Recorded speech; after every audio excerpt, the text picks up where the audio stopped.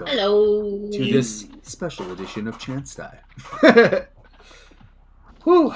This is our end of the year wrap up. Yes. How's everyone doing? Yes. I am alive. You know, say the same thing for my characters soon, but you know. Right. So, How is Moses doing? where is he on an emotional, spiritual level?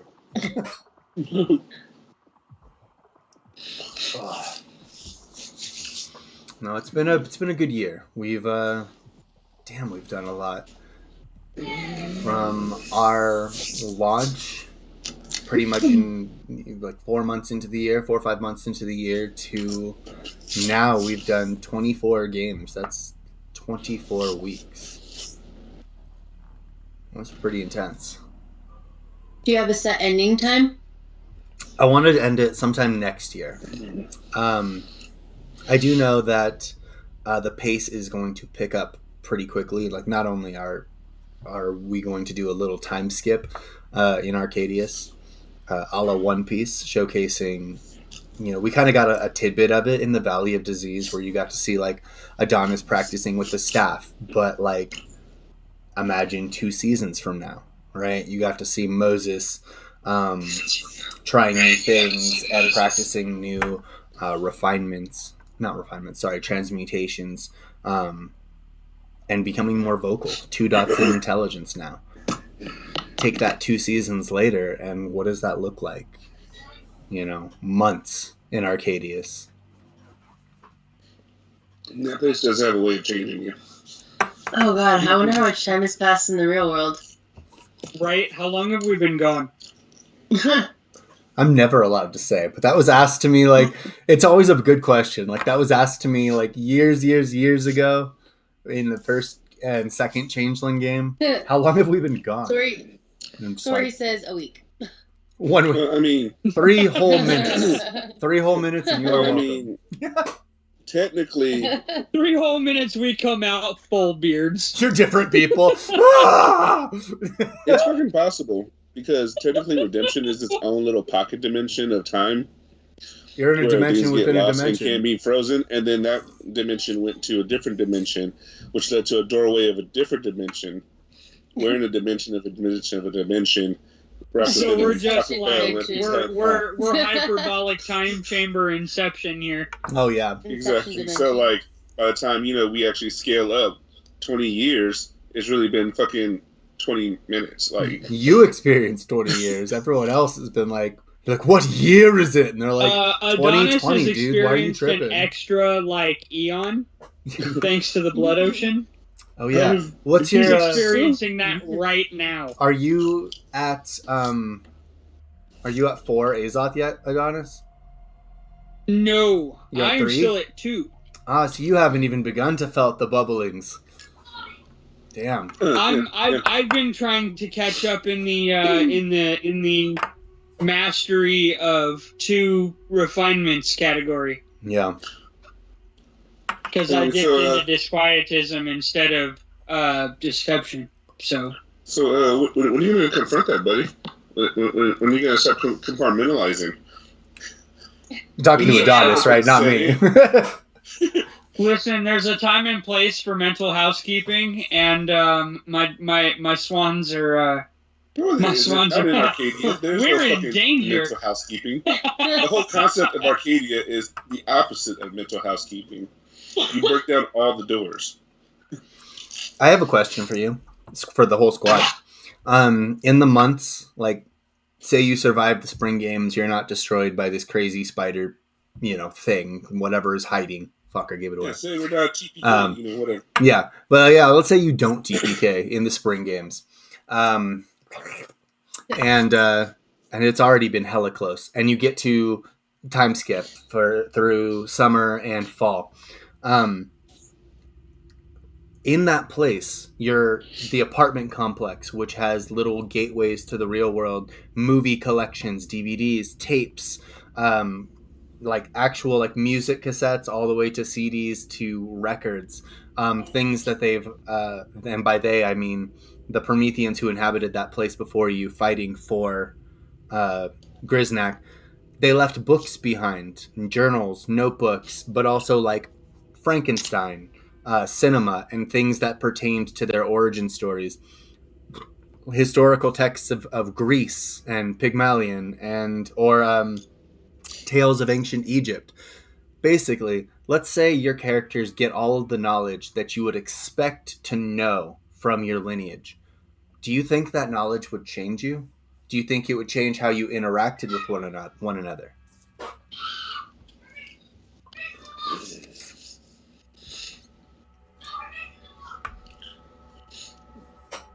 To be honest, I would think it would. I mean, obviously, any kind of information or knowledge was going to change the dynamics of who and what you are. Like, we're still discovering the truths about ourselves and secrets within, which is obviously going to affect what we're doing and how we interact with one another. But I don't think Moses will change a whole lot. I feel that, like, as a villain, the Tammys, I've been at least pretty close to how they're portrayed, but the historical aspects of Moses, I feel, would wisen him in a way that the group wouldn't have experience with him yet. So I don't know, but I'm like kind of in this place where, do I pretend to be the old Moses and be that dumb, or kind of just keep to himself that he is a little bit wiser, but just like no one expects him to be, so he kind of has like a bit of an ace up his sleeve, pun intended. But or if you actually, rely on that and actually kind of bring it to the front. I mean, I feel that he's got a lot of interacting to do. He is learning friendship from River. He is learning strength and from Rain. A freedom to be who you are, instead of being just this limitation of what you were created for. I feel that with Linda, there's also like a sense of discovery and learning, and it is learning a different type of friendship, a different type of brotherhood with her. It's the most synergistic as the type of unfleshed that she is. And then Adonis, well, I mean, we're not going to talk about Bruno on that one, but there is something happening there. Like, I'm not going to lie. It started out with like not liking the hand holding, and now it's becoming, I can see it. There's something there. There's looks. So There's I feel like that there's happenings. Was that a lingering gaze? No, I don't know what the fuck you're talking about. Who are you calling gay? Gaze. Multiple gays? How many gays? Like, how many gays are we avoiding? None of them. Would you say one dance floor or two dance floor worth of gays? What do we? I need to picture this. But I do feel that it will lead to, I think, a more mental change that will probably create a different change in his personality, seeing as Prometheans literally can just decide to be something else on the drop of a hat. So that's how I feel about learning more secrets of the Golem. Yes.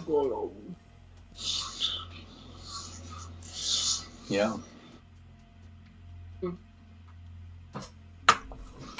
Because, I mean, eventually he's got to change, because right now he's pretty good at punching things. And I feel like learning a different mental aspect will, open him to a wide array of different abilities and, and survivability. Instead of just shh. Right. Yeah, I mean, to be fair, too many words. And punching and, and basically becoming like his own version of the Hulk has gotten us pretty far in the mazes. So...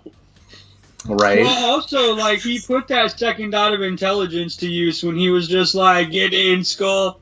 You. Yeah. He noticed they were fireproof, that the skulls weren't taking any damage, and he was like, ooh. Right? I feel smart. And I mean, there's also, I feel like this literal aspect of like street shark that I'm gonna have to like embrace, because Did you say street like, smarts or street shark? street shark. Yeah, Because, you like, are a street shark. I saw like, that. What you using did was so dope. aura and like different, and like even like probably like my 360 vision and things like that, and like just being able to like utilize that transmutation in that type of way is, I mean, I personally would have thought about it in the first if it wasn't for my team. Megan So- being like, dive! I never would have thought of them like street sharks until I saw you do it. And then it was like, oh my god. Because the mechanics of it, durability, like if you're trying to move through like reinforced iron, steel, concrete, and a few like, 3 or 4 reinforced layers, it's like, okay, -3 plus, let's say, 3 reinforced layers. All right, -6. You would think minusing 6 from your dice pool would be enough to slow down something like that. But the transmutation that he's using reduces durability equal to his stamina, which is so it's just, and it's all gone in a moment. And then whatever successes he's getting, he's basically treating steel, iron, concrete, asphalt like it's just butter. He's just moving through it, gliding around. Yeah. Which I honestly, I think it would be a very interesting and probably hilarious fight, because the only other creatures that I've seen in WoW that have a similar innate ability to do that is the gangrel with the Protean discipline that allows them to fuse into buildings Just and drop shadows down. and all that stuff. And so like being able to like fight a vampire in the earth as Promethean In the earth. I think would be fucking That would be hilarious. He dives, you're like, all right, let's go. Well, it would also be a really fair fight because both of you like have the same weakness to fire, unless they're that rare, motherfucker who decided to fuse with fire. But even then, that's a risky endeavor. If you run out of vitae, you might be like in a bad spot with so much stuff on fire. Right. But yeah, that would be a great fight. Okay. You got a question, You mean Rain? Or same question to I you? have a question? I don't have a question. You mean do I have an answer? Yeah, do you have an answer? I think that Rain is a very simplistic character. And I think that she would find a way to like look at their experiences and like see what they've experienced, but I don't think she would care very much about like the history and like all of the intricacies of each refinement as much. I think she would more care about like experiencing them as much. I think she would more care about like experiencing them as much. My phone just. I know, I heard it. It was a loop of you. No, it was Yeah. me. It was me. Oh. I'm also doing a Nice. stream thing on my tablet. Beautiful. Oh, so you can talk to the beautiful I people. already turned. Oh, yeah, so I can talk to my the- volume. Hi, beautiful people, whoever you are. I think it's just Sorry.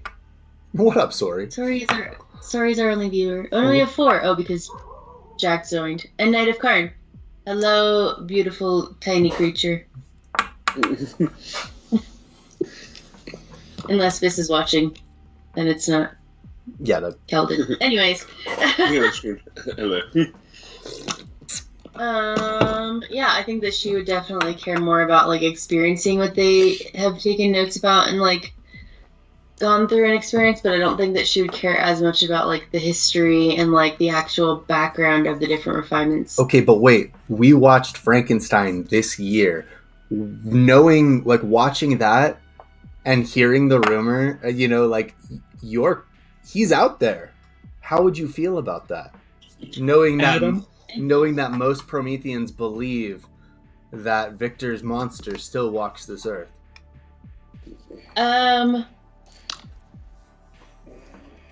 I think that, like, if you asked her about it, it would be kind of like, am I allowed to reference other RPGs? Yes. No. Yeah.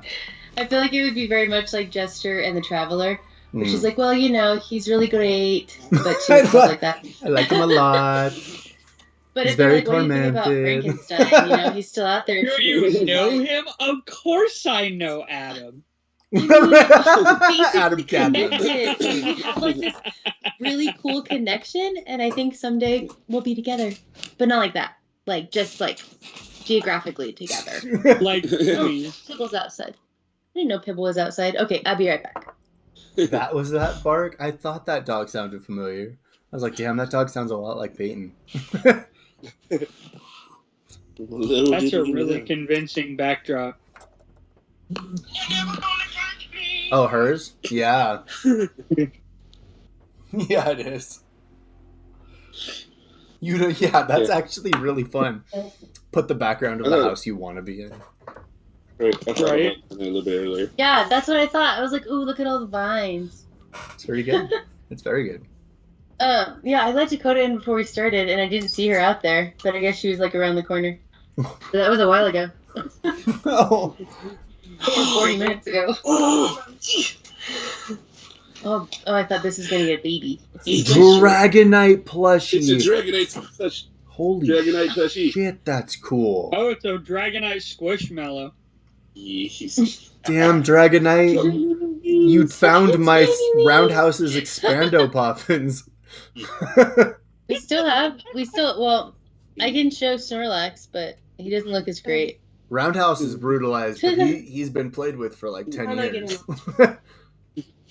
The fact that we still have him. He's been well loved. Yeah. Soon he'll join, at some point he'll join the Velveteen Rabbit in the land where retired stuffed animals go.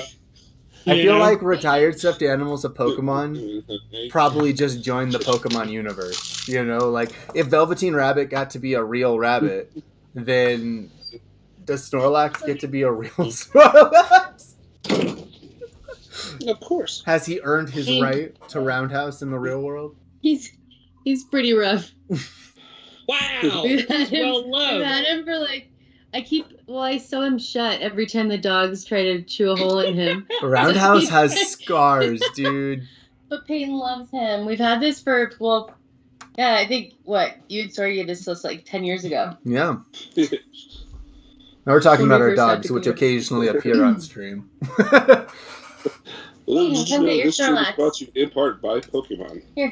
Oh my god. But not really. Don't fight us. Yeah, we're not. Nintendo, don't sue us. Right? Yeah. Would we still have to use the Dark Pack logo if we did our Pokewad online, or like how does that work? I don't know. We'd have to get a lawyer. If you did Pokewad?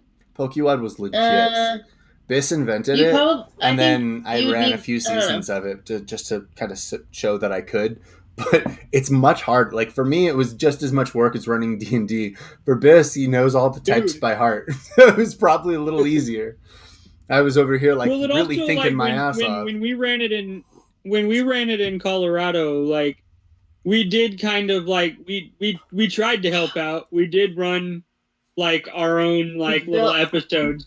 So that you can have NPC catches their Pokemon moments. Yeah. Oh yeah, James with his Poke Wraps. Oh, and all of our like clay figures that we made that year. We had learned to make like there's a whole YouTube dedicated to making Pokemon out of clay. And so we'd learned to make a bunch. And so we made Pinsir, Oshawott, Larvitar, a Golduck. We've got just so many. The Pinsir actually came out amazing.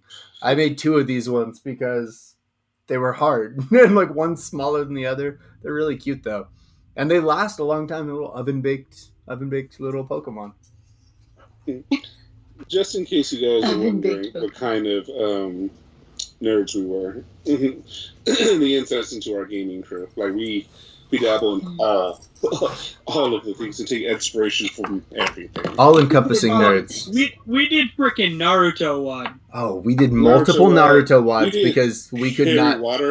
Harry Water was couldn't let that one go. Harry Waters? Yeah. What'd you say? Yeah, like Harry Potter. Harry Potter wad. But Harry Potter. like Harry Water. Had the worst name, but it was Racer Wad after our Need for Speed mixed with Fast and Furiouses. Where did you get that? I think once we have like the official design created and style logo for like our group, I think that along with like the dark packs should be like on there, so that way we're like, yeah, we're using this system, but this is completely us. Oh yeah, absolutely. Like there are lots of I was watching a this is just sort of gossip now, but I was watching just like things that are happening in D&D, and Deborah Ann Walter, that chick from, I mean, we know her mostly from Daredevil, as Karen. She also DMs But, and runs games. you know, yeah, like celebs are just coming more out of it, and you're like, oh, some of you are actually like really do DM, like mostly one shots, but whatever. But she's got a really good rule that I thought of, like, oh, we could maybe try that. Wasn't she also? Huh? Wasn't she also the young vampire, the young redheaded vampire in True Blood? Yeah, I remember that. Bill's daughter or whatever. Yeah, I remember that. Damn. Yeah, she was young then, very young. Jessica or whatever. Jessica. She'll always be Karen.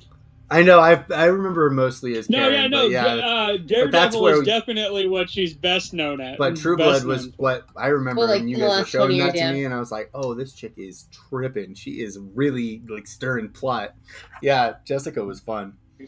But anyway, as a DM, she has a rule, and this mostly applies to like D&D. But if we used it in WoD, it could be really fun, especially for social roles.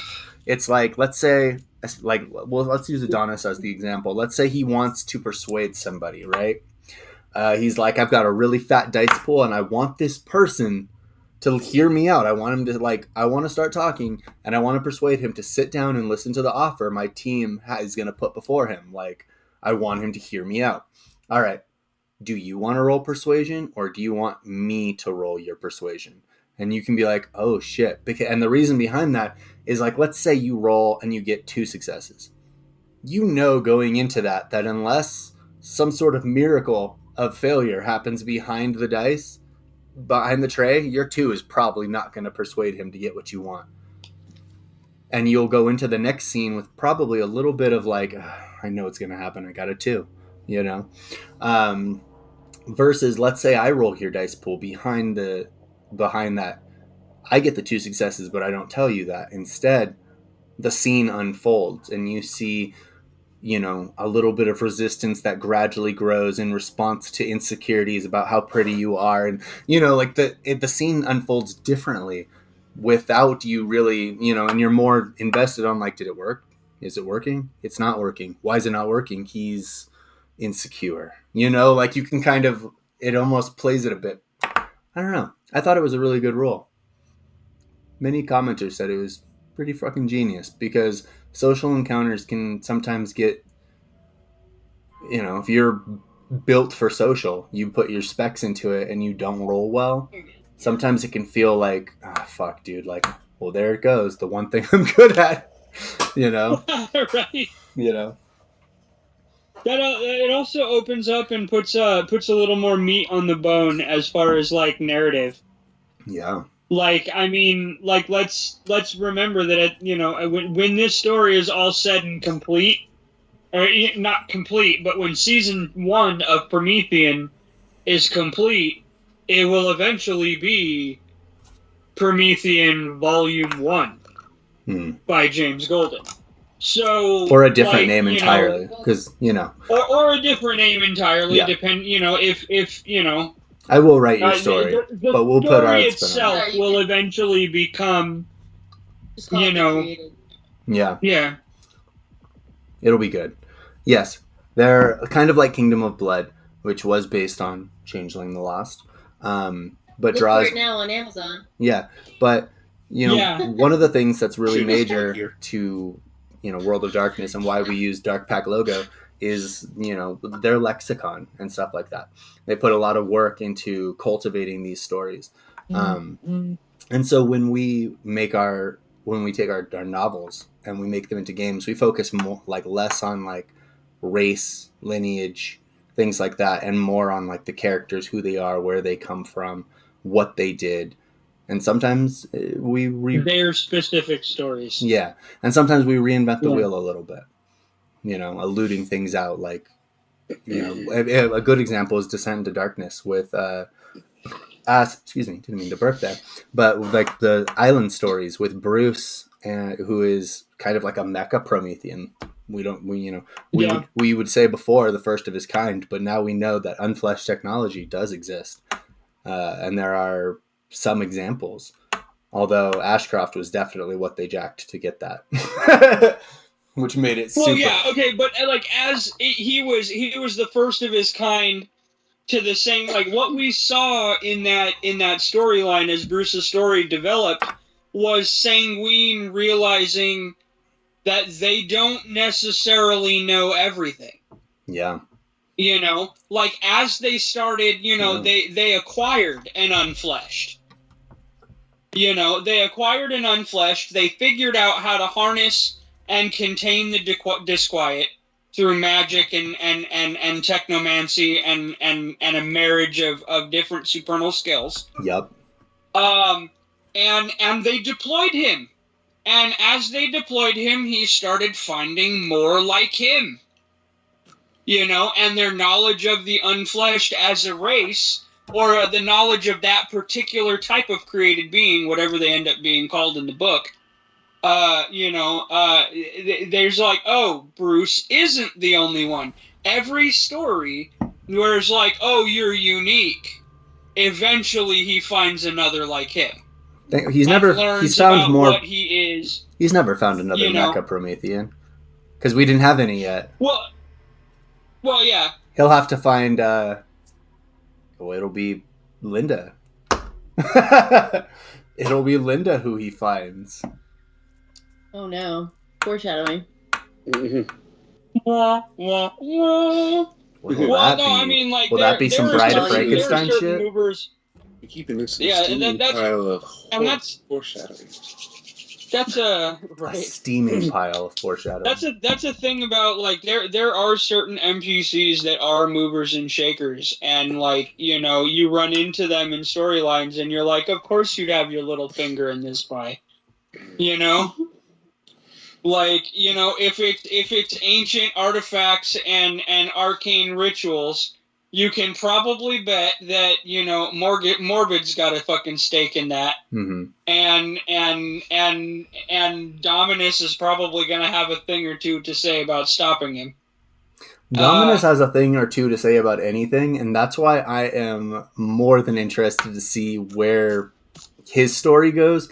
But it's like, pardon my terminology, but it's the ultimate edging. I'm not going to get to fucking play this character for years. And in the meantime, I'm just aware that the final battle against, I'm just aware that I created something that is just like, it's not overwhelmingly broken, but it can't be placed into average everyday play. The rest of the players in that party have to understand that, well, James is playing the main character. Speaking of which... More like he's playing Kaiba. He thinks he's the main character. He doesn't necessarily have to be the main character. He's just going to be the strongest in the beginning. Yeah. Like, that's that level. He's going to be like the Kakashi to the rest of, like, the getting. Mm-hmm. Right. But, all right, everybody step back. This guy's this guy's beyond your league. I mean, but I got this. Like, I've already scored him once. I don't think it would be fair to scourge him again. Right, to cut his power down to 3 once again. He'd be like, I honestly don't think it would have the same effect it had the first time. He'd be like, yep. I think it would. Coming. I think it would be like Kratos. He'd be like starting a new game. He'd be very upset with it. He'd be like, the universe had to, didn't it? Fine. Like, he would probably see himself as an inevitability. It would just amp up his. Like, stop shooting holes in my gnosis. In my gnosis. I mean, yeah. I feel like if new Frankenstein novels and movies are able to come out every year, I feel like it's we'll get our eventual, but we have it has to fall in line. There are a few other novels that actually probably will come first, like Kingdom 3 is actually in the works. Kingdom 2 is being held in the vault of stasis by Jordan. So read it and tell me if I can publish it. It's in post-production. Yeah, like it's literally done. But it's in post. It's I feel like it's in not post. for We'll release fix it yet, in but it's in post. post. But I feel like Monsters are, the one we did last year with Devin and the Firstborn. Like I feel like the Firstborn is another story that could definitely be told, because that is, that takes place. You draw from a very specific mythology.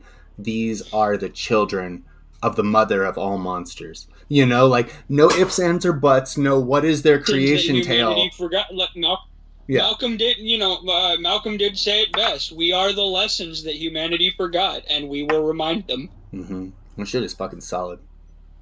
Rest in peace, and Malcolm. Speaking of which, is Beast season 2 right? Rest in peace. Rest in peace, Malcolm. Of the Dark Dream. You did a fucking big sacrifice. Saint of the Primordial Dream. Is Beast season 2 going to be a Chance Die project? It will. It absolutely will. Okay, cool. And one was, we only did like 20 something weeks with it, and that's a lot for most games. That can be done in a lore, episode 0. Oh, dude, I could do a fucking video, Blacklist Redacted about what happened in the last game before. Watch this before launching in. Okay. By the way, the Blacklist Redacted, the Rise of the Beasts. Right. So, dear storyteller, I've got a question for you. Given the longevity of said games, I know initially we were given the quest for, by divine fire itself taking angelic form, to eventually go into some place that most of the other sanguine don't talk about. We don't talk about Bruno. The Underworld? But instead of going to Detroit, we spent a very ample amount of time so far in Arcadia. So, and I know that Arcadia is still technically one of the 3 realms that we are supposed to retrieve these tokens, these things, in order to get back to redemption. In order to get back to redemption, in order to get back our quest to get to Detroit. We're going spring, fall, summer. I put some thought into this. So my question is how Eddie and Catherine's gonna be dead. Would Detroit and the initial plot line that you had be like a Promethean 2 thing? Or are we going to hyperbolic speed past the other 2 realms and back into redemption to make the other part of the journey in the real world? I have 3 answers to this. The first answer is I've already thought about how it's possible that certain parts could be sped, primarily the middle. I can't think of a single force that will make the mother of all monsters want to move faster in her chosen realm, deep in the dark dreaming. But I can think of ways to get you dropped directly into the realm you need to go, thereby, not having to start at the upper levels of the autochthonous depths and, walking your way down. First world, second world, third world. Okay, now you got 2 laws, 3 laws, 4 laws, 6 Kerberoy, yada, yada. There could be a way, because Grisnak is a corpse maker. He is connected with death. Thereby, if he was so inclined, there may be passages, there may be ways that he can get you to your next destination quicker. And so I have put some thought into that. Not necessarily skipping them altogether, but not making you do the full-ass journey. And as, nobody who is, except for maybe, but most people in the world don't know, but if you go down deep enough into the lower depths of the underworld, there are passages where the membrane between realms is so thin that it's nothing more than passing through a waterfall to cross from the underworld to Arcadius, or in some ways the dead, like the grave dream, like the grave dream, to other areas of dream, such as the primordial. So it's not so much that I would want to skip it, because I feel each realm does deserve its due. But it's more that Arcadius required the sort of navigation that we did to kind of gain the appreciation for what it is. Whereas the other realms, I think, when we do Geist, you'll get more of that. When we go back to Beast, we'll get more of the primordial dream. I think, honestly, I could have sped it apart much faster. I think I just fell in love with Arcadius again, and I kind of kept you here a little longer than I meant to, if I'm being real. But I love this world, and I definitely sort of dragged it on a bit, but that's why I'm also willing to time skip summer and fall, assuming we don't all die in the next game. Right. Well, I mean, that also just seems to be like the theme of this group too. Just like, yeah, I know we got this important task to go through, but like, so and so's having big feelings, and we got to address that. That's true. Well, it's not like that seems to be like, no. The most important thing is us together, and that we're cool and straight. Everything else can fucking wait. Which, honestly, I kind of love that for us. You don't know better. That works well. Not to mention, we're kind of like in the race with the gods with the proverbial golden apple. That every time you start getting onto tasks, you just go side quest, and we go, ooh, over there. Side quest, ooh, over there. Someone else needs our help. So it's like, I think the best part of your side quests is they're not like selfish things. They're very altruistic things. You are people trying to become real people, but there's nothing saying that you couldn't have tried to be Hitler, right? He's a real fucking person. There's nothing saying you couldn't have tried to be a terrible person. Instead, you decided of your own free will to be good people and to try to help people. That's interesting. And you don't even have the benefit of a lot of your backstories are Moses read comic books. Adonis was abused. Rain and River had each other, but other than that, they were the abusers on the highway. You are those weirdos, mister. You are those weirdos, yeah. And Linda was sort of alone. There, you made a choice somewhere with all that stimuli to become good people, and I think that's fun.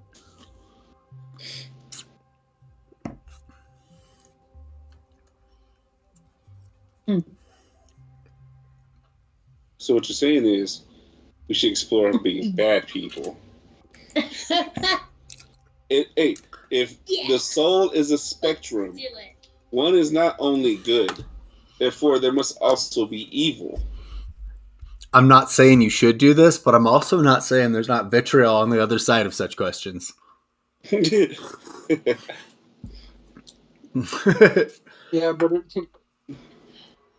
but and Sentimani is a path to humanity. I will say that I feel that is a slippery slope for our group, though, because unlike Beast, where Beast was sanctioned for that, it's its power level, it is its purpose to be the monsters in the dark, whether it's for folklore and fairy tales to warn you against being kidnapped by fae and other such things, or being out late at night so a vampire can feast on you or turn you into them. Whether it's good or whether or not it's just for the sake of being a villain, beasts do exist. But Prometheans, our group has a habit of going down rabbit holes, and I feel that as a Promethean, with that not being the intended purpose of said Prometheans, we would draw a lot of attention from a certain government institution. Yeah. Who would try to tell us and make us stop immediately. Yeah. When you're back in the real world, yeah. They're drawing a lot of attention. Bruce would 100% show up all right, y'all need to stop. I'm not even on that team, but y'all need to stop. Y'all need to quit. I have a light inquiry then. But I think the mistakes that you're talking about are also a learning experience. You know, like when you get to the real world and disquiet spreads among the populace, it is something that you experienced when you all were younger and your Azoth was very small. But now that you're much more powerful, your Azoth will spread for miles. Your wasteland effect can decimate cities. So I think that it's very interesting that like those are learning experiences that it'll hurt, but you'll have to like teach each other how to move on, when to move on, how to let go, how to make connections. It's going to be very trippy to see you back in the real world. I mean, Prometheans with their disquiet and changelings with their mantles just naturally aura farm. That's all they do. I love the term aura farm. I think back on like the right aura. Bro, I think It's back not on the all right of our kind of characters, aura. and I've like there are certain characters that did nothing but aura farm. Like I can name a few. Aston is nothing but an aura farmer. Like I'm gonna stand here with my sword and I'm gonna face the wind so my hair catches it and the cloak. And you're such an aura farmer. And my jacket flaps. Like the cloak of billowing. Yeah, in the cloak of wind. billowing. Fucking X was also an aura farmer with sort of the Vin Diesel, like, I'm going to do the slow turn and look at my crew. And I'm going to walk purposefully away from them so they have to look at my back I'm gonna muscles. stand here with my arms crossed across my bare chest. Yes, just bare chest them. We all know that Dominus is nothing but an aura farmer. Walking down the side of the building with his nimbus fucking flailing behind him. He's nothing but an aura farmer. Let's see. Virgil has never farmed for the aura. I was going to say Virgil. The vein. Listen, crouching tiger, hidden Virgil. I think all of the firstborn are guilty of being big aura farmers. Pose on falling leaves and shit. His creation. Look, if there's then the blame lies with Gaius because his creation was aura farming. Yes, that was why he was. He's like, you shall be vain. Stand on that pedestal and farm that aura. To torturous ends, but nonetheless. Also, listen to what my party guests have to say and whisper it back to me later. Yeah, for real. So, as like, I know it won't happen because we're like very, as you kind of brought up before, we as Prometheans are very single-minded to our tasks, even though we get distracted with our side quests, but we are single-minded in our side quests.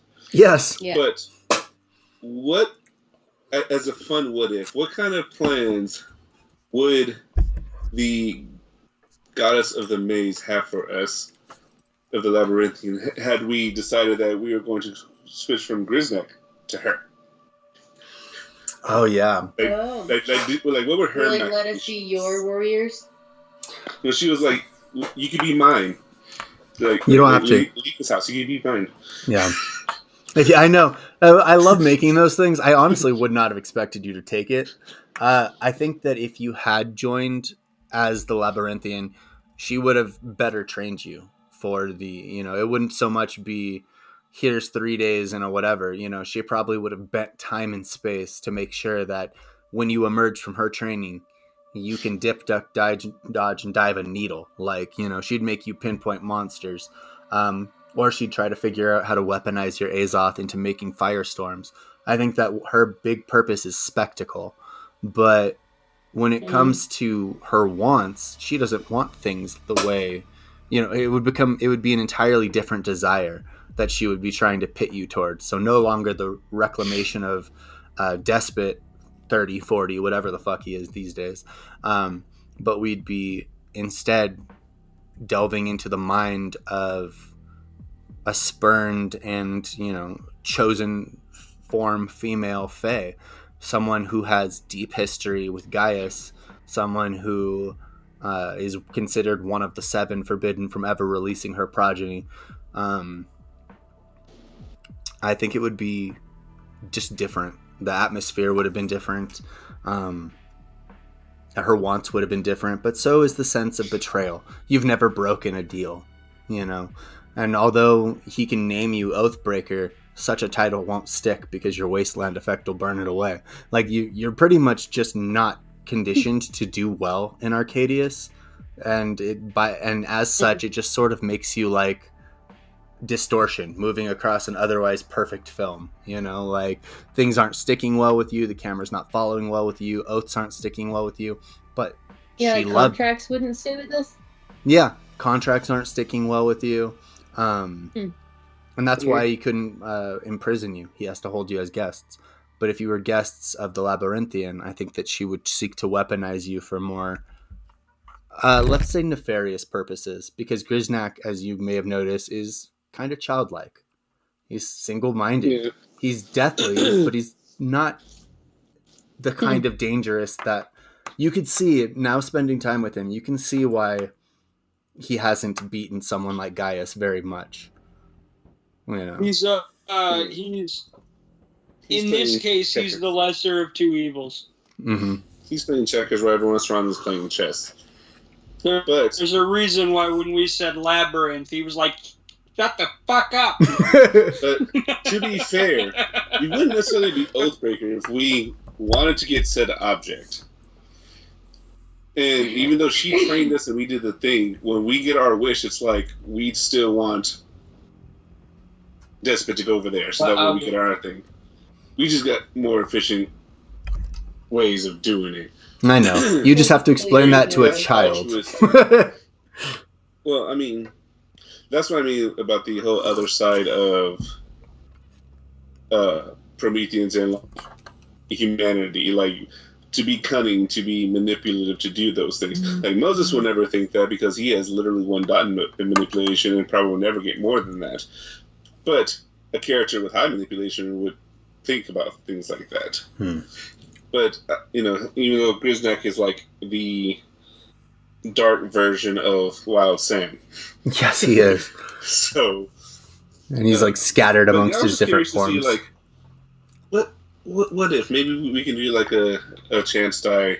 What if like Marvel does? Like, right? Had they actually taken? What if they had done that? Little one shot. Yeah, like little one. What if one shots? No, you're sitting over here asking questions about fucking Grisnak versus Esperidion, and I'm sitting here mourning the loss of supernal wrestlers. That would have been fun as fuck, but I didn't want to force anybody down any path. You know, like I really wanted it to be, because you're guests. It wouldn't, if you tried to force you into something, what's to say you don't just walk away, you know? That is true. Like, we have a belt. We're walking away now. I'm done. Oh, yeah. It's like, oh, you went to Arcadia. Did you get a belt? You could vote. We do have a belt. See? Can't leave without a belt. Can't leave without a belt. It's a collector's item. Did you get the cup? I got the cup. I have a simple question. What is your favorite episode so far out of the 24? I know mine. It hasn't changed in a while. Unfortunately, I think my favorite episode was Rand's least favorite episode, but it was still a good episode overall. Honestly, when we all just, like, silently looked around the fucking dinner table and all silently agreed that we weren't leaving fucking Catherine with Vincitori. Episode 6. And we literally sat there and pissed off an elder vampire and like did it belligerently and like openly to his face. And all he could do is like, I need them to agree to go in there. I got it. We made him lose his shit. And he's like, well, I'm embarrassed. All right, get out of here before I fucking murder everybody. Take the wench with you. Get out of here. That was an episode of Stewie Head Turns because it wasn't really we in the beginning. It was Moses was belligerent. Moses was the bitch. And everyone else was like, well, we're going to have to back it now. As they were like, what the fuck did you just say? That was also my favorite. That was the one I was going to say. That was my favorite one because everybody was yelling at Vincitori and I was yelling back as Vincitori. And it was just like, it's fun to watch it back. Like, you could see like all of our faces are flush. Why is that my least favorite? Because you didn't get a lot of, you started to say a lot of things and we shouted over you a lot. Oh. Initially, it checks out. We weren't as good at reading cues or using the raising the hand or anything like that. Like, yeah, that was like this is early stages. Yeah, we used to all be together at a table in California, but we've all since moved across the States. Yeah. We will get there one day. Yeah. I still think we should try to Airbnb somewhere together once a year. You know, like I've actually me and Biss were looking into that, and me and AK saw a place, and for what did we say it was, AK? It was like $200 a pop to get to It was like yeah, it was like $1,300 for the week, something like that. Yeah, And it was and so beautiful. we split that 8 ways. Yeah, that'd be sick. And it had like Split 5 that 8 rooms. ways, then we pay like $100 for the week. It had like eight beds or so, split between like 4 or 5 rooms. Like it was really spacious. It would have made a good spot to like hole up, hang out, and have some in-person games too. Mm-hmm. Yeah, that would be really good. I really want to do that next year. Cool big houses.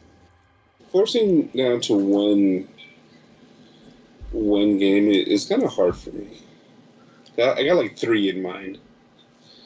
I kind of want to do fucking Sanguine Knights next because everybody like just we've talked about this, but like D&D. Different question entirely. I know, but D&D is one of the most popular things right now, and we know we know it. There's nothing we can do about it, right? But that also means that like like cross class society as a whole is used to seeing different races, different classes, all hanging out together, acting different. So to see like a beast brood where it was actually like a beast, a vampire, a mage, and they're all together in a brood sharing abilities and shit, like that probably would go over like not only really well with the public, but it would show like, wow, these races really don't fucking interact like that normally. Like, this is exciting. I want to see how they fuck this up. And make no mistake, it will get fucked up. Oh yeah, there will be infighting. Yeah. Let's see. So what are Biss's favorite? Well, yeah, what's your favorite episode, broski? He was starting to say it, and then you were like, Sanguine Knights. Sanguine Knights! I'm sorry. I don't know, like, out of several... Okay, so one that immediately stands out would be Crossing the Blood Ocean. And...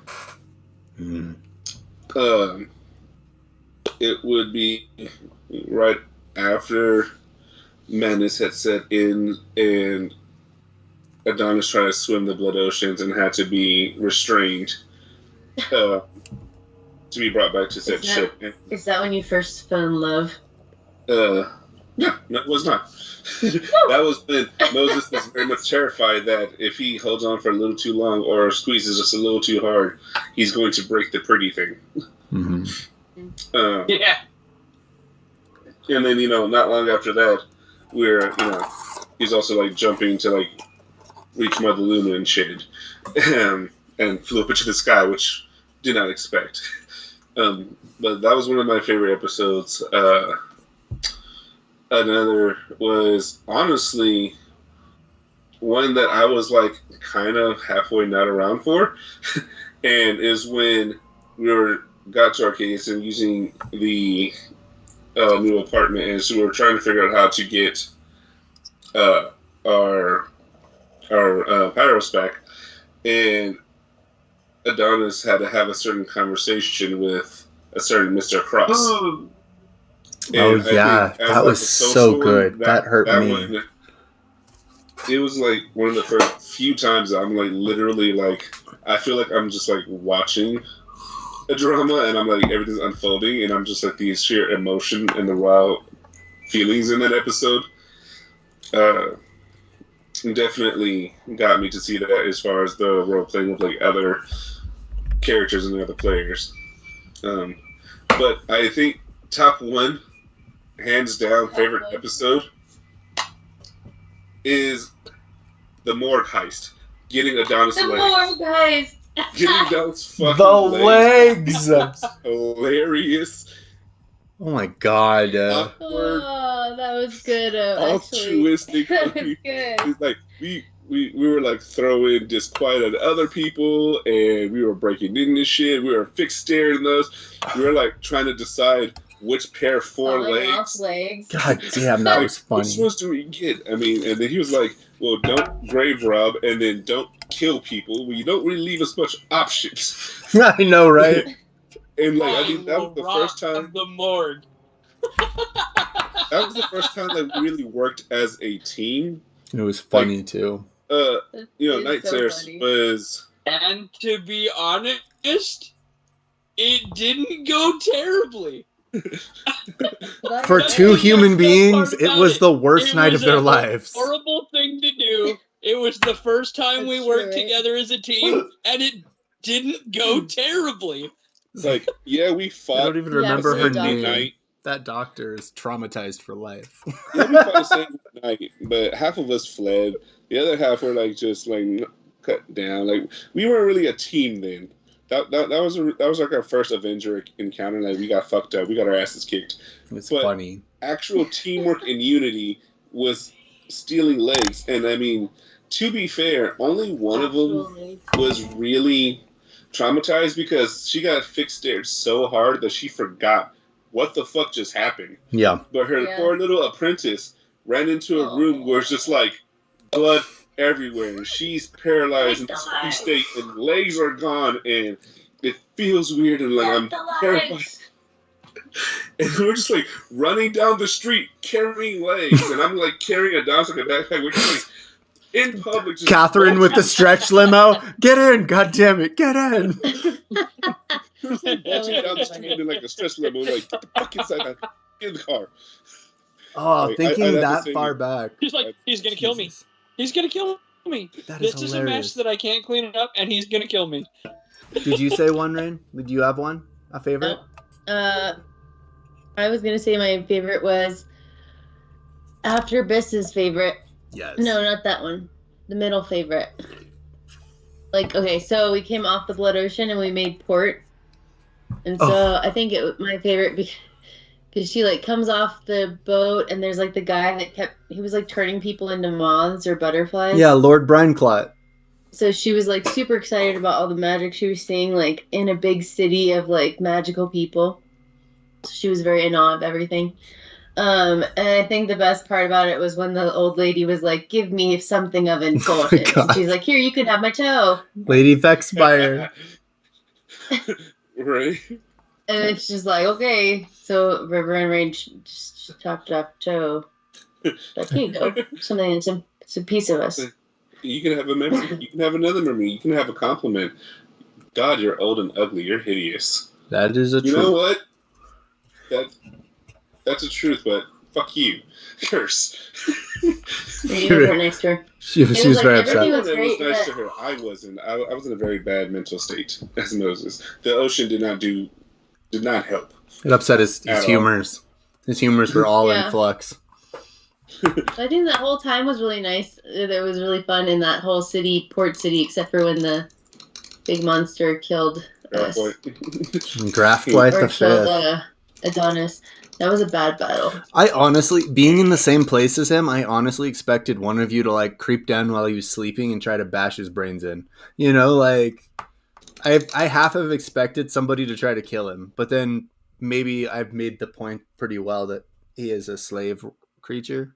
I thought was really just about to make that point that like once we saw like the conditions that the gladiators were living in and like their lifestyle and everything, and like, oh, you're literally property. Like you're not even actually a person, really. Okay. Not even allowed to die. Like, not even allowed to die. Yeah. Not even allowed the dignity of death. It was like no hard feelings. Of course not. We won. Like that's what it's like. Yeah. No hard feelings. But of course not. We won. But the fact that there was like the fall of Adonis, and I think that would probably be the first time that Moses had realized that there might be stirrings. Oh, he's seen somehow. Adonis being like cut in half, and it was like this affects me on a very much different level. That you just killed You're like, something like I love, and then It was like torment. Oh my god, that was so Everybody That was got bad. torment off of that one. And like, I feel like three, four of us. Yeah. It was like you, me, Linda, I think, also. Yeah. Everybody but Jordan. Stayed up. Everybody but River, yeah. And then Adonis was passed out. So it was like all three of us but Jordan. Yeah, Adonis was dead.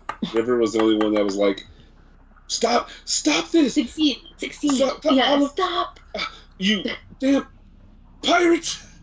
Like, she's pissed I off really at us liked... because we're like, torment. And I feel like if Rain's torment had resurged, like, no, your foe did not die, and they're right here, she'd be the one to creep down and like bash heads and like fucking whack them. Yes. Suffering from torment the entire time until she did. In my mind, I could see the clips. These are going to be good clips. Right? Even good thing she made that roll. Yeah, right. I mean, and I feel like that would have been like really awesome too. That would have been fitting to kind of match Adonis's like conversation with the cross, especially like the whole like pulling the trigger, but there's no ammo. It's just like click. Like he wanted to do it, but he couldn't. Like, oh no, I was totally expecting my head to be a canoe after that. So it was like, it was pretty insane. Like I feel like that's also a very good, game. That was a lot of fun. Mm-hmm. Oh man, we had a lot of good ones. 2026. It will thinking end. Back on all the games too, I was like, damn, there was a lot of good stuff. There's a lot of really good moments. Eddie, who you really got to go back and get, although he's probably gonna have his own throne by the time we get back. Eddie and Catherine, leader of the Redemption Rebellion against Ninjatori. That's Bruce. All the super. The Redemption. Yeah, it might be. All the Supernal and Redemption have just rose up against the Linkia Sanctum. Like, no, fuck this guy. We're tired of it. We're done. If we're gonna die, we're gonna die, but we're gonna die doing something. Most definitely. So what's gonna happen next year? Are we gonna get to Detroit? I do think so. I think this first year has become getting, acquainted, and we're at what, 24? So we're at the literal halfway point of what I had planned. So I do think that if we continue on track, we should probably finish by like mid 26. And then start the new year out with the next one. And then we'll just be out of games to play. Then you're gonna run a game. Then you're gonna run a game. Speaking of which, what are you running? Here comes the speaking. Why do we? No, we have to try a new tact. We can't just pressure him. If I just keep saying it, he'll believe the truth. Any thoughts on what you may consider possibly thinking about maybe running? I hope he gets his feet wet with the 4th week slot, personally. We had talked about that, because that gets it going. Ooh. Yeah, that was a discussion, last discussion. Which I think is like just been deleted. I don't think it was downloaded or preserved or uploaded. So I think you're safe on that. The harassment of you was not recorded for the world. Oh, so what you're saying is I could say no. What was that? I was trying to do like the letter N. No, that's not what we're saying at all. No. The 7 weenie. But do it or the unicorn gets it. Oh no! No, not the Don't unicorn. you dare! You better watch out, or Deadpool's gonna have some really strong words to say to you. I do kind of like the idea of running a game. I actually haven't had a lot of tabletop in my life for like the past near decade.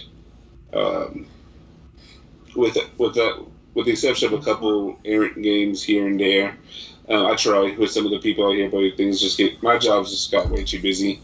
Yeah. So, but I feel like telling the game honestly has brought back kind of like, or playing these games have kind of brought back memories. Like, yeah, it's fun to shape and to do the things, but I think one of the reasons why our friend group enjoyed playing WoD so much is that for those who do not know us personally, James and I are very much heated rivals to the point where we're always trying to one-up one another. Be it in Magic the Gathering, Yu-Gi-Oh!, Mario Kart, fucking... We're currently embroiled in a Pokemon feud.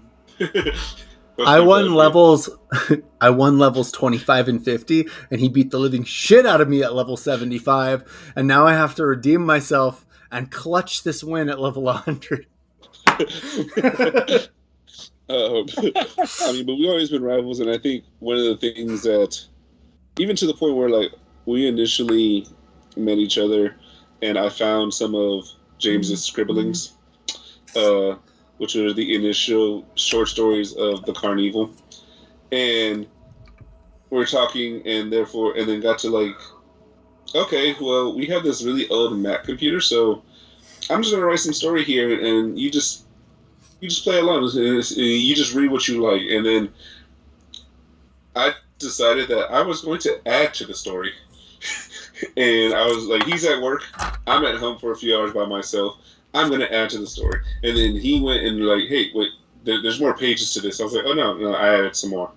And so we were like, literally since then, for the past like 20 years, have been trying to outdo each other for storytelling. And I think that translated very well into our tabletop games like World of Darkness, where we're always trying to one-up NPCs or one-up drama or action scenes and things like that. Like, we just create more and more intense games and characters. And I feel that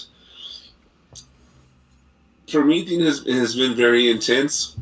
And I think it might be a change. It might be a chance to actually start running some of my own and adding to the universe, especially because while it was not aired for the masses to see, future masses. Right, the future masses. One of my very much beloved creations was borrowed. I won't say stolen because permission was asked, but was borrowed to torture me in this beast game of mine. And the SE is like an overall bad, which I designed him to be, but it was used against me, and I don't know. I feel some kind of way about my creations being used against me. I don't like where this is going. I feel like you're about to ask for something I don't feel ready to say yes to. Because no, you can't have Morbid. If Morbid could only fit in a 100% mage game, and yes, you can have a lot of time. Yes, you can have Morbid and mage. What am I saying? That requires a lot of tomes, but I would like to see some games open up. Honestly, I have been back and forth about a lot of things, and if the group is okay with it and everyone's comfortable, I was thinking of going back to my origins. Like, it's been almost 10 years, so I want to run back to my very first game. Is that Vampire? The Awakening Chronicle. Oh, The Awakening. The very first. The very first, The Awakening Chronicle. The one that started it all. With Genesis. With the Akira Predator, which the name came from scanning around our living room and saw 2 DVDs. Akira Predator. Name for this there club. It is. The Akira Predator. Yeah, that's the name of it. It's a very exotic club. The invention of the woman in the red dress, or like the plagiarism of the woman in the red dress, who was meant to be such, but no, No, we're going to talk to the woman in the red dress. I will not be discarded. You're going to create NPCs and give life. And yes, dear chat, this does mean that in Solo WAD, I was pressuring my storyteller to flirt with me. Give me that love. I want the woman in the red dress. And he's like, no. She's literally somebody else's, like she's dating someone else. Well, she's caught my eye. I'm going to go talk to her at the bar. So what you're saying is there's no ring? No. But she's with someone else. Like, you don't really want any of this. It's like... But I'm striking looks. I'm famous. I'm Dorian Wade. It'd be like a... Right? It was so funny. But the significance of the Awakening Chronicle... Christine. Is the God, fact that imagine if it had been Charlotte Sanguine. I would have been so embarrassed. The significance of that is that it was a werewolf game before we even had a werewolf book. Before we owned the tomes. Yeah, we made our own rules for how transformation worked. Yeah. So I feel like doing a actual werewolf game and giving credence to one of the first characters ever created.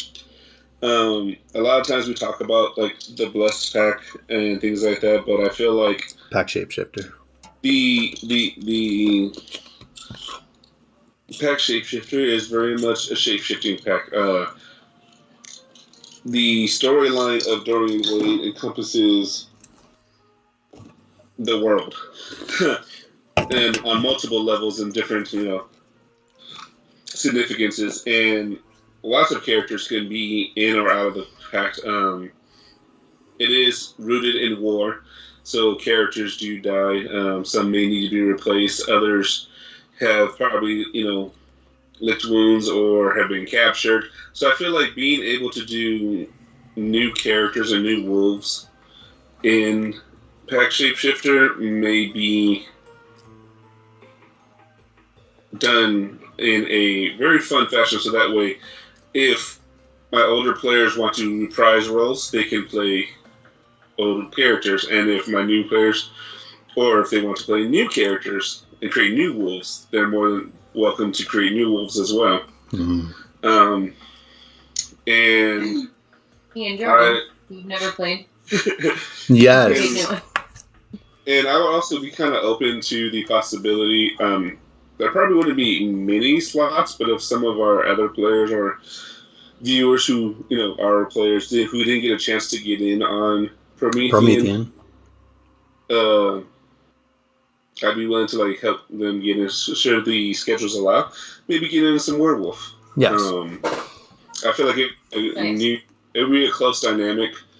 It is a world that I'm familiar with, even though I've never ran it. And I already have been thinking about massive implications for antagonists and storylines. One will obviously involve the bad man, the lost one. Damon. The Wolf of the Void, Damon. But then I also have some other ones that maybe we might actually go on and roleplay the journey to rescue a certain wolf turned spirit. Yes. Or, X. Mass Kill X. Mass Kill's been laying weirdly low. And I feel like adding to the werewolf mythos, vampires got a lot of spotlight lately, especially with Redemption coming back into the viewpoint and focus. I love Vinchadori. It has just started, but it's got some definite prominence. We're playing Promethean, we're in Arcadia, which alludes to a lot of Fey magic and changelings, and other things are being brought to the forefront. So I feel like bringing one of the big three when it comes to the world of darkness, I think that'd be fun to roleplay and to run. Yeah. That's definitely going to mean some research and some reading and some planning on my part, but I think given the fact that it'll only be like a once a month type thing, would also lend lots of time to actually lay the groundwork and go back into my research and it will allow me enough time to create very in-depth storylines. And knowing that as of right now, it would eventually evolve into its routine game and not just like the fourth week allows for a lot of play. So I feel like a lot of these like initial games will be kind of like laying the foundations, like the recruitment of certain wolves and things like that. And like I think by the time that if we do in theory what James said, in that if we're halfway through Promethean, so that puts us like around the 6 month marker. That gives me like 5 to 6 months of like assembling a team, so that when come the when it's time to actually run, like the wolves have already known each other and can just like really dive into the storyline. I like it. I like it a lot. Cool. So January. I'm so excited. And given that Promethean I can't wait is to put my board the on theme, paper. I've also one of the things that's mentioned was because the final deciding factor was my man Boris. He was one of my very first NPC. Even before the woman in the red dress, he was the barkeep. Yes. And / Overwatch guardian of, Dorian, who didn't know that he was special, but he had eyes on him the entire time. Yeah, he's one of Dorian's gay dads. I love him so much. Boris he died a werewolf and then was resurrected a Promethean, died or got humanity, then was transformed to a vampire out of spite. Before his wolf blood could activate. Was slain, brought back through magic, and is now back to being a wolf again. A wolf-blooded, at least, with not the first transformation. This man has like literally gone through almost every fucking incarnation of creature in the world of darkness. But I feel like that was a good mentally tied Promethean and werewolf together, and I was like, I kind of like that idea. So those wins are coming in. 2026 wolves are going to be the thing that will help bring us into the new year. Wolves in the 4th week creeping us in. Also, there's a whole ass storyline in Promethean that features wolves. Would that run congruently with the rest of Promethean? Well, it would take the Tales from the Truck slot, so it would be the 4th week slot. No, that's what I'm asking. It's going to run at the same time as. Yes. It's just the 4th Sunday ad while we're doing Promethean the rest of the month. Yeah. I like to think of it as a slow launch. Like an airplane moving along the runway, getting ready to, fly, but taking its time. There you go. Oh, yeah. And then those that can't meet with us on the last Sunday, maybe it's like their introductions when we start the game. They'll be like new. Yeah. And as we're, it'll be like roughly like around game 44 or so, maybe 40 even, where Promethean probably comes to like an easy close, maybe 50, but that would be dependent on like what we've accomplished or not. But if there were people who like, that gives you like 5 to 6 months, maybe 7 months to sort of like figure out the scheduling. If there was something going on that time slot, got a whole lot of time to work it if you want to be involved in the werewolf one, of course. Yeah, and like I said, werewolf being as big of a game, and it will be one of our first global games. That also leaves a lot of room for people to just jump in. Like, see if you can't logistically like every 4th Sunday jump in, but you could do a feature. Yes. This is have to be free, so you like just jump in, be part of the storyline. Whether or not it's a future wolf that joins the overall game, or like an NPC that becomes like part of the legacy, like a Russian wolf that appears for one game and helps the Blessed Pack fucking navigate through the tundra, like like just a just an appearance. Yeah. A rival. Oh god, I'm actually nervous for the people who show up for one game and they're like, I want to fight fucking Dorian. I'm here to fight that guy. I know I'm already playing, but I want to show up for one session and play a Fire Touched. Right. I like the Fire Touch. Damned are those who, they're like fire. They're fucking preachers. They're cultists. They're the cultist ritualists of the pure. Dude, the pure is the part of that game that's the hardest because, I mean, sorry, I won't actually. It's not my role. I'm the player, but it is not my role necessarily to say what the overall storyline of Werewolf was. But let's just say that Dorian has the hardest fucking task in front of him, like damn near an impossible task. Like it might have been easier when homeboys when that black dude sat down with the clan and convinced them one by one to not be racist. Like that might slightly be easier than what Dorian has to do. He has to convince the Forsaken and the Pure to set aside their cultural war and become one person and become one people. And I'm gonna die. I'm gonna lose. That adds a lot of elements because I'm going to absolutely. Dorian, you're chosen. You will succeed. The opportunity, though. You have no choice. You have no choice. Well, the thing is, though, is that ominous he doesn't have to. Given Dorian's cycle and my change and twist on the original lore of the wolves, Dorian has been around for. This is just his current life cycle, his current memory. He definitely can die, and have to be reborn again. But didn't you say it's like every 21 years? Like if he dies, there's like a reincarnation wait. 1 year pause before a new one is born. There is, but see, there is usually also a formula that is followed, and it is usually that he has a protector.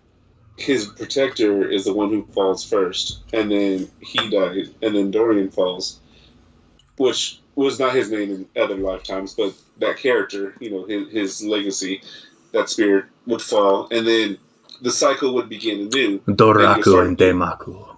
And that was the reason why this time Damon said, I don't want to.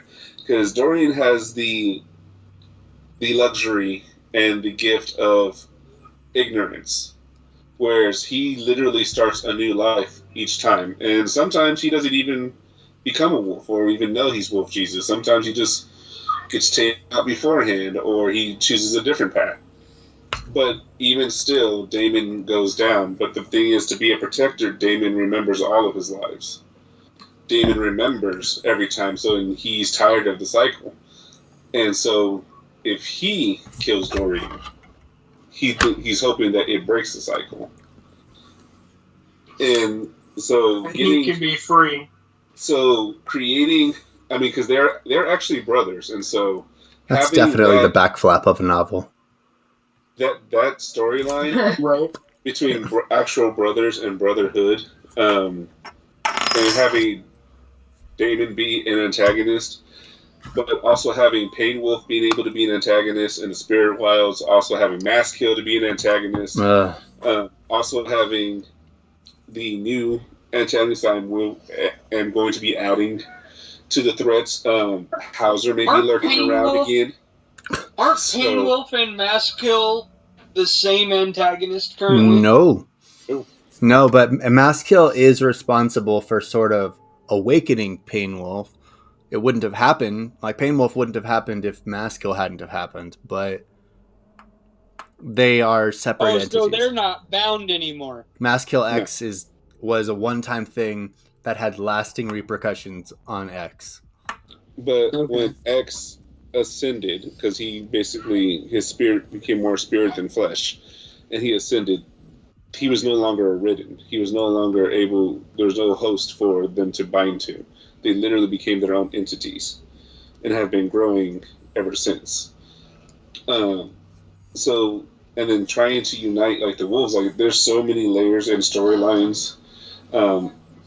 in addition to like possible inter-pack drama or pack a drama. war itself, being able to utilize the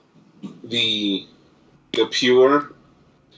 While they have been mentioned and referenced, I feel like in the games that we have tried and have also dabbled in or featured some of the wolves in, we created some really awesome characters and some awesome packs and awesome NPCs. But I feel like the true ambience of like the division of the war and to know how much the pure outnumber the Forsaken, to know how much of a presence the pure has everywhere you go, culture, over the spirit realms, over the towns, creating borders and borderlands. Like, they are literally an oppressive force to where the Forsaken are fighting a losing battle. And I feel like that aspect of Wolf hasn't had the opportunity to be presented yet. Yeah, I agree. So even just basic packs of like, Predator Kings and Silver Tongue and Fire Touch and things like that, and the fact that their pack doesn't have to be anywhere from like 4 to 6. Their packs can be 15 in nature and just barrel down and just overwhelm. Means literally like, oh god, just thinking about the tension. If Promethean is tense for its own ways, but it's not tense because like enemies abound. Enemies might spring forth, enemies might be created, but your nature is your own worst enemy. For Pack Shapeshifter, from town to town, city to city, state line to state line, no matter where they go, they either have to prove themselves or become challenged, whether against pure, it's probably on site, I must imagine. And then for Forsaken, it's you'll hear the rumors of the man long before you see him. And he has to prove himself over and over against people who don't believe or don't care or don't want to join or have fucking centuries of packs that they've seen fall, and now you want me to join? Like, it's such a, oh god, I can imagine bloodline like legacies, like the Lodge of Unity, like to have a pure forsake, literally it's not only their beliefs, you're asking them to forsake their family, to forsake their pack, to forsake a bond that is deeper and stronger to them than any other, for the ideal of Talk no Jutsu. That's why he needs Anton, dude. Like, you need someone who even the spirits on the other side might respect. What's my primal urge? Anton's limit. I mean, we're gonna be playing a game, so he'll probably creep down. But like last we left him as an NPC, he's like that's 8. Why I'm asking. No, currently, like as an NPC, he's got like primal urge 7 or 8, yeah. But like as a PC, like where would he be going into the game, understanding that he is I understand that he's going to be lower than where he is as an NPC, but he is an important mover and shaker in world society. Like, people do know him, and like his name carries weight. Yeah. I mean, that's something that we would decide during character creation when we start and do things. Like how much points we're given. Honestly, like if anyone else joins new from like that isn't part of the core Promethean game, it'll be interesting to see what kind of wolves they create. I'm definitely interested to see what kind of wolf AK will make. Mm-hmm. Considering that she has made nothing but strong, badass female characters, from like Rain to Pixie Blade to Sonya. Like, that's not counting any countless D&D characters she's created or games I've been run when I haven't been around. But seeing her, and you didn't see her. You didn't see her Sin Eater. I did not. Her fucking her Russian assassin, Rasputin Geist. Yeah, Olivia Benson. You didn't see her Russian assassin. That character was dope. Yeah, so like to see that, like I would be curious as to see what kind of badass in a culture that like empowers and strengthens, badassery. Like it's innate. Like wolves are just. It's very rare to see a very meek and timid wolf. Yes. Like their creation, like even their awakening, hence the Awakening Chronicle, but like their first transformation is usually very brutal, very powerful, very savage, very violent. And if there is timidity or fear, it's like something that was beat into them because of like the oppression of like pure wolves and all kinds of things, or maybe bad encounters with spirits. But wolves by nature are just like aggressive. They're aggressive, and many females are very much like Amazon. Like they're just like badass fucking warriors that take no shit, and that seems to be right up AK's fucking alley. And so I'm like very curious to see like what type of wolf she would actually create and join that. I mean, and being able to have access to all kinds of spirits, to have access to Askill or Pain Wolf, or I mean, for the few times that I have used wolves, I've done some damaging effects with just the Aslu and the Bishu, just the basic spirits. Yo, yeah. And so, having spider and rat spirits at its primal form, I've been able to do some devastating things. So having an entire spirit wild, it is just going to be amazing. And not to mention, it can also still feature like some of the Ogans from Prometheans who can, see the spirits and the ghosts in Twilight, for things that can interact, for the few beasts that actually have dealings with them. And just to believe, beasts do have dealings with Pack Shapeshifter. Me and you will have to meet up at some point, so that way I don't have to send all the books. But I have a load of werewolf books and copies of some, so I'm not completely without. But like, send them over to you. But I'm definitely curious because I know the type of storyline I want to do. I've been able to take inspiration from these games and some of the things that I'm currently entertained with. Things like Stranger Things might be one of those influences. I haven't been watching the new one yet. How is the final season out on Netflix now? How about the very last episode is? The very last episode is about 3 years. Comes out in 3 years. New Year's Day or New Year's Eve. Oh. Imagine 3 years later. 3 years. I mean, each 3 season years later. Well, guys, we finally found and killed Vecna. Every season's about a 2 to 3 year wait. So yeah. But yeah, to have that, to have some of that. I haven't gotten around to watching Critical Role as is, but watching things like Machina and the Mighty Nine, like good enough. Things like this definitely are going to play a factor. Not to mention, just the tinkerings of things, and I feel like Wolf would be a thing that would be familiar to World of Darkness players. It'll be familiar to our group. It's a familiar creature to like fantasy and role playing in general. What will not be familiar will be the unique ways in which this pack uses vehicles. The rules for Fast and the Furious does apply. Do not let them get to their spirit cars. Don't let them get their spirit cars. In that regard, Fast and Furious, Twisted Metal. Twisted Metal, yeah. Speed Racer. Get to the semi. There will definitely be some like some battles that will be high speed. Oh man!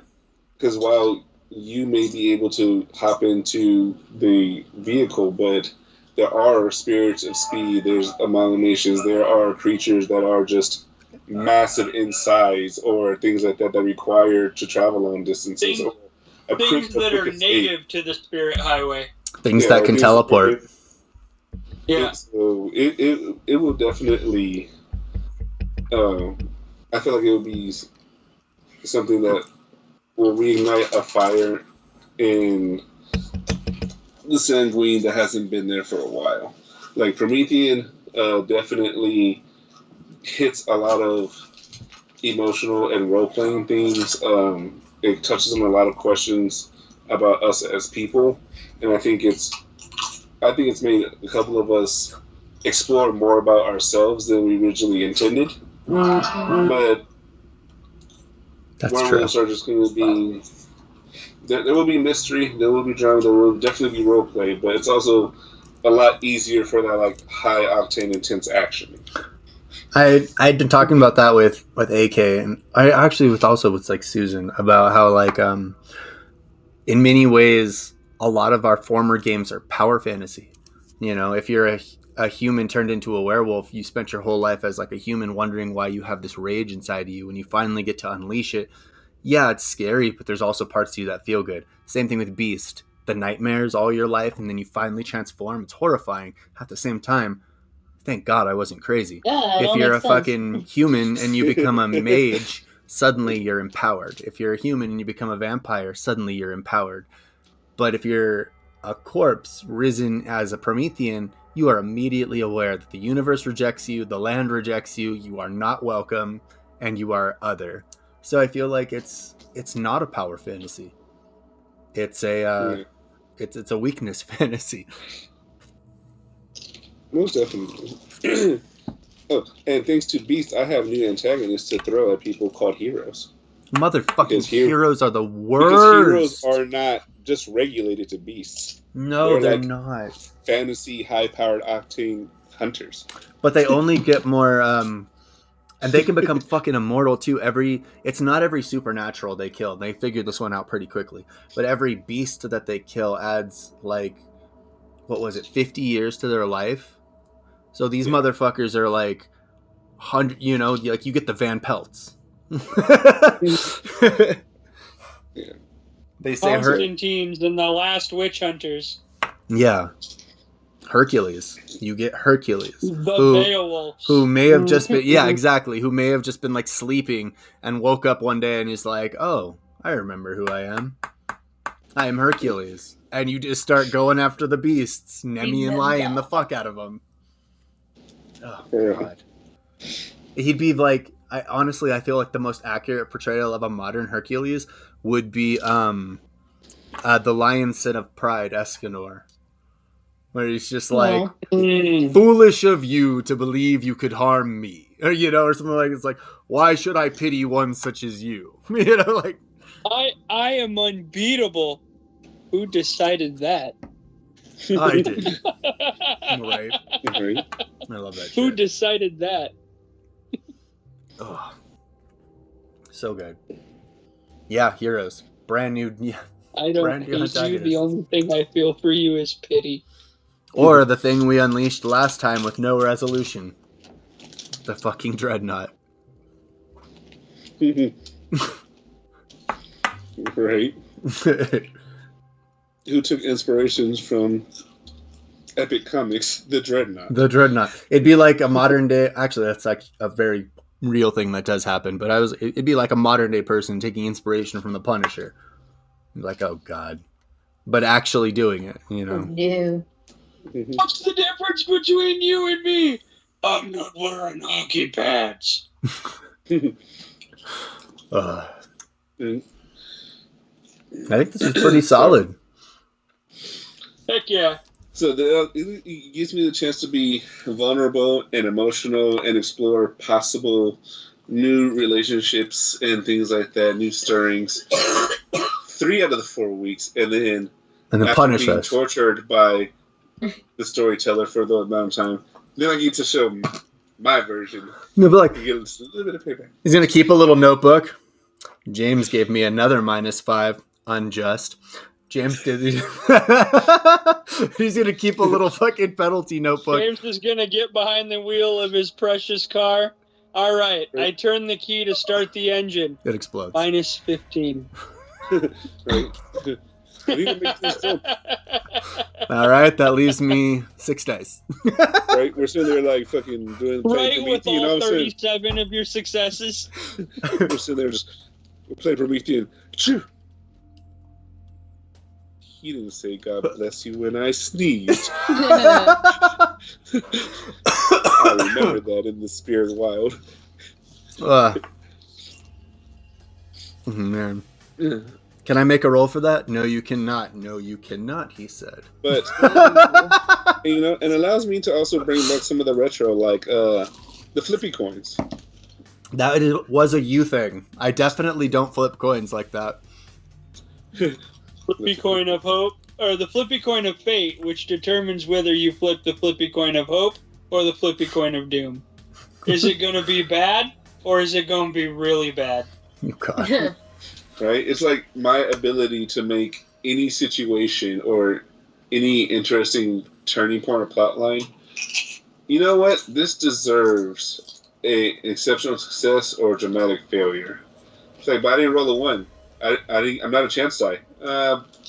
But you are. But you So are. flip the Flippy coin.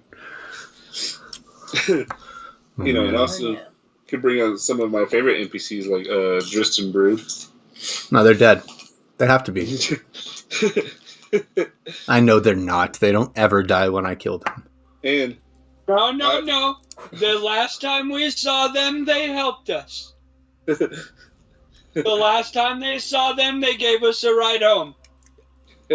My body bears permanent silver scars from them. I will never forget. He's like, you know what? Fuck them and their help. I had a really good left jab before I had a fucking silver knife jammed into my shoulder blade. Hey, listen, and I had several feet of chain wrapped around my throat with a giant silver ball banging off the side of my head. And it's fine. We all did things we're not proud of. No, just because you were able to develop a kink out of it and get over it does not mean the rest of us are into it. Right. And although I will say that as a storyteller to storyteller, I will be able to pick your brain. I'm going to, because I will have the opportunity to do something that James did for us in Changeling that I'll be able to do in Werewolf. See, in Changeling, we got these things called tokens. Mm-hmm. And fetishes. We're able to be awesome badass weapons or armor or a unique tool to, you know, help us in our endeavors. But werewolves get fetishes. And not to be confused with, you know, the ball and chain we just mentioned. But, which is also a fetish in two ways. But weapons or items that can be, that house a spirit to do amazing, incredible feats. Oh man, there was a storyline that they suggested in one of the books that is just fucking. I feel like it's a game. It's like a movie 3 type shit. But it was like, what if the spirits decided collectively to revolt? They didn't want to be stored into fetishes. They didn't want to be policed. What if all of the spirits gathered together and resisted the Uratha and the I forgot the name for the Ithanor or whatever the fucking the pure basically. And it was like all of a sudden your fetishes don't work, your spirits aren't listening to you, your totems aren't granting their blessings because collectively the spirit world has decided to wage war on you. Done. I was like, that would be fucked up. It definitely would be. That would be hard because then you get I don't know what kind of chronicle we were running before, but it's War with the Spirits Chronicle now. No. I've made really good... This is how I feel about, like, I used to talk about, like, AI. I was like, no, I say hello and good morning to my Alexa units. Like, I'm really good to all of my AI, and my car spirit awoken organically. Like, we have a relationship. Like, that would be an awesome and interesting plot line and storyline. But I feel like if I were to do something like that, it would be like something that was, like, regulated to, like, a specific area. Like, these are issues that the Blessed Pack may have to go fix. An event that they have to work through. All right, bridge between the spirit and flesh. Do your thing. Go. So, you know, and it'll give us a chance to have some definite roleplay in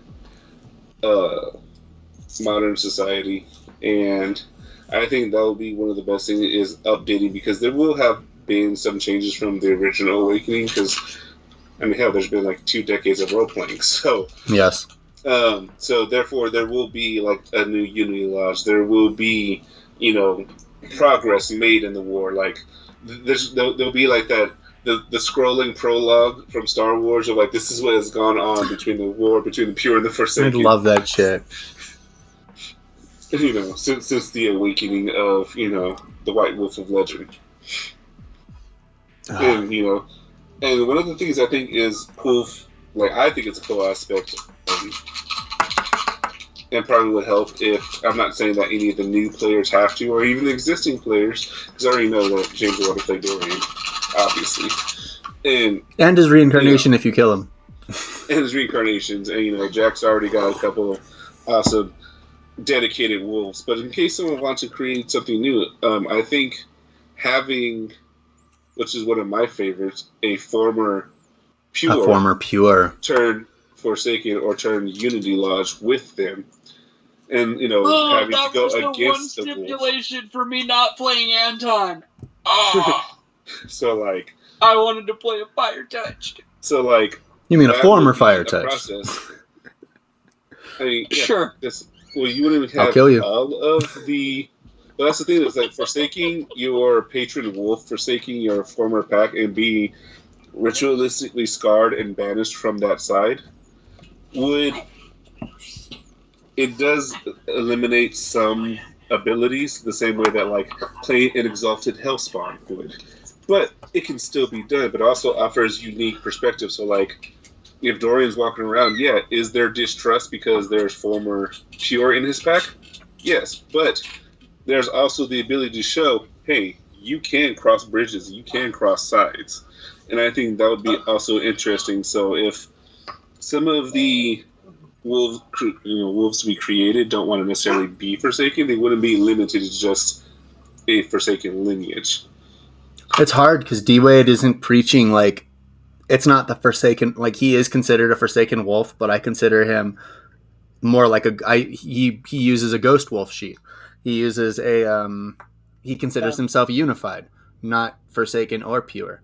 Although he definitely aligns more with the Forsaken because he feels like the pure are a little misguided. But there is some like in order to perform to have the Lodge of Unity, you have to sort of look both ways and find the common ground in tales that would otherwise get you all bristly and fired up.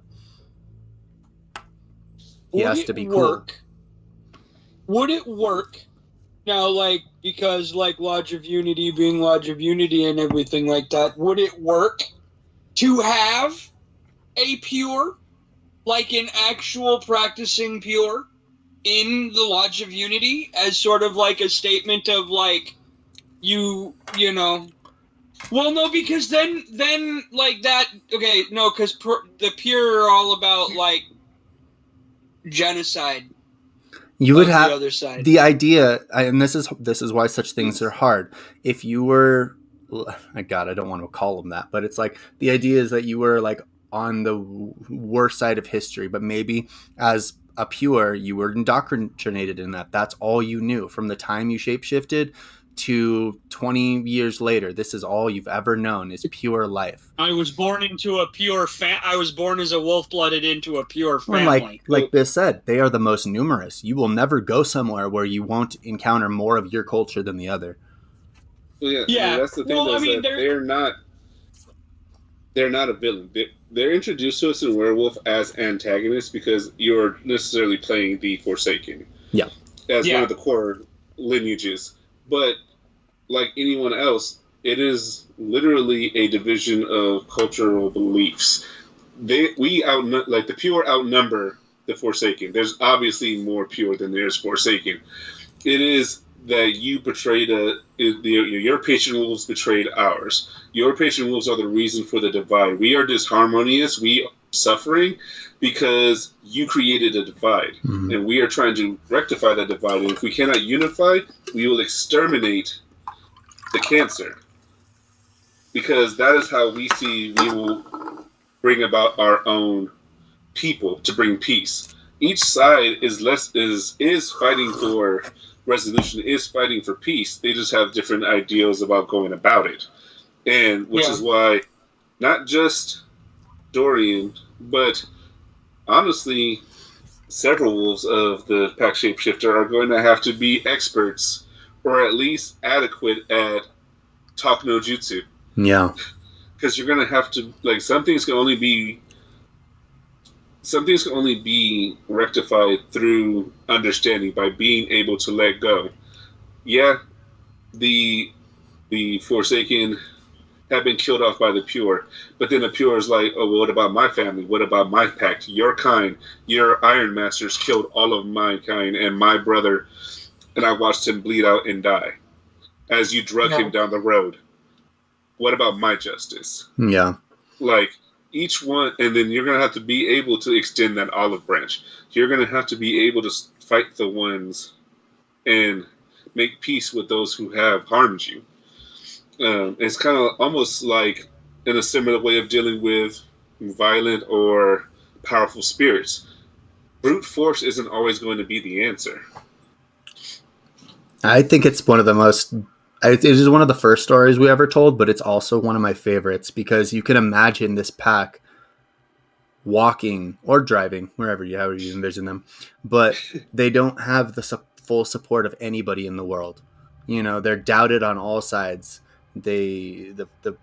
Even within their own ranks, they have to constantly come together and, like you said, reaffirm themselves, because you walk into a new territory, any state, anywhere, and not only are you having to understand where the Forsaken are coming from, but you have to understand where the Pure are coming from and cutting them down and hunting them down. And everywhere you go, you have to broker that peace.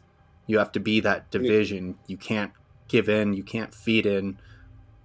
I feel like it's so fucking hard. Like the Pure are devastating. And dealing with the